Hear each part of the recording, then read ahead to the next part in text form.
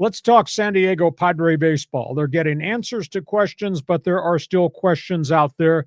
We're halfway through exhibition baseball. They got 3 weeks before the start of the season. Let me walk you through names on the roster, and I sense where things are, and then you can respond in fans forum if you want. Darvish is yet to pitch in a Cactus League game. He's being brought along very slowly. He did pitch in a B-League minor league game against White Sox farmhands, and he got blasted, which was really a bit of a surprise. The bigger concern really faced Robert Suarez. He got whacked again. It's 2 bad outings in the 3 appearances for Robert Suarez this spring. Throwing strikes, walking guys. He's struggling a little bit there. I don't know what to make of Randy Vasquez. Same old, same old. He got smoked again in his last start in the Cactus League. He has these good innings, and then he has a bad innings that he can't survive. Is he really a trustworthy guy? Jason Heyward has no base hits in spring training, which has to be a concern. Connor Joe is hitting a .187. The 3 catchers, nobody's hitting better than 126 of the 3 catchers that are in the Major League camp. Gavin Sheets is batting a .33. Leonardo DeVries is hitting 163, and Ethan Salas is hitting 143. Those young guys will be going to the minor league camp pretty quickly. Positive so far in spring training, Matt Waldron, Stephen Kolek, combined 4 appearances, have yet to issue an earned run so far in the spring. These guys look like they're fighting for the number 5 and maybe even the number 6 spot in the rotation. Left fielder, I don't know how you can keep him out of the lineup if he keeps this up. Tirso or Nellis hitting .467 in the spring. Now, he's playing lots of different positions, but I'm very impressed there. Eggy Rosario hitting .425, part-time third baseman, part-time center fielder, part-time in left field. I think those 2 guys make this roster. Forrest Wall, who came from Houston, he's hitting .385 right now in very minimal appearances.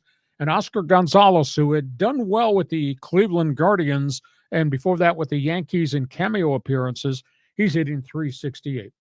There's an injury that's probably going to lead Brian Hoeing to the disabled list to start the season. He's yet to pitch. He's yet to throw a bullpen because of shoulder inflammation very early in camp. I assume he's going to be on the DL. But that being said, Alec Jacob has pitched well coming out of the bullpen. And Ron Marinaccio, who was with the White Sox and Yankees for brief appearances, he's pitched okay in his first 2 outings. So, John, there's some good, there's some bad, there's some we don't know yet. And then we got the guys that haven't really shown themselves. What do you think about this kind of mid-season Cactus League report I just gave you about the Padres? Well, that's usually like this in spring training, right? I mean, thank goodness there aren't any serious injuries yet.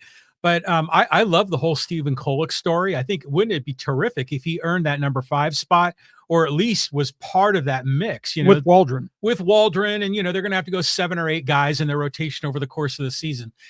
The Tirso Ornelas angle is interesting because he's been in the Padres program for isn't the longest tenure guy. Yeah. So let's just assume that he wins that left field spot.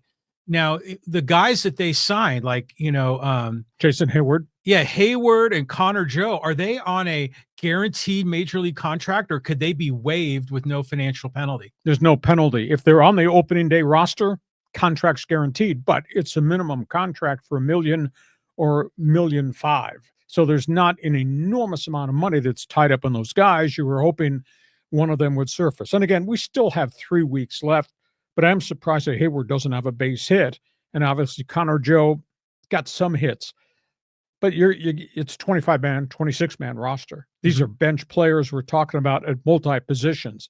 But you would hope they do more than go 0 for the spring in terms of hitting at home plate. Now, when we get closer to opening day and the pitchers start throwing curveballs and sliders and cutters, will Ornelas do that? Will he continue to hit the way he's hitting? Will Eggy Rosario continue to hit?